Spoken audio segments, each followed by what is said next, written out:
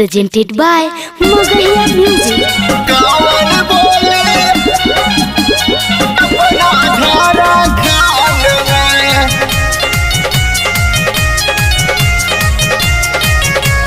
Music by PM Bihari. कीजिए आसान से जान कौन बोली अपना धारा खान में कीजिए आसान से जान कौन बोली अपना धारा खान में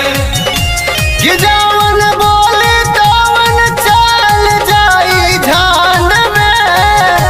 कि जवन बोले तवन चल जाई झान में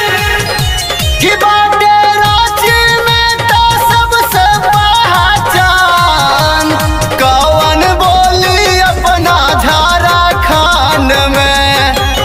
कीजिए आसान से जान कौन बोली अपना धारा खान में कौन बोली अपना धारा खान में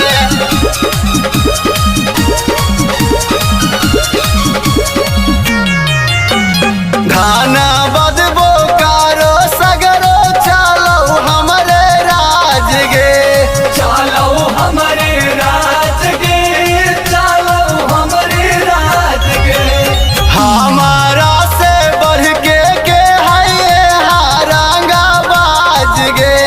यहाँ रंगा बाज गे यहाँ रंगा बाज गे कि भीतर चल जाई रही जे घमंड में कि भीतर चल जाई रही जे घमंड में जे ज्यादा बोले वो कर खींच लेब जुबान कौन बोली अपना झारा खान में कीजिए आसान से जान कौन बोली अपना झारा खान में कौन बोली अपना झारा खान में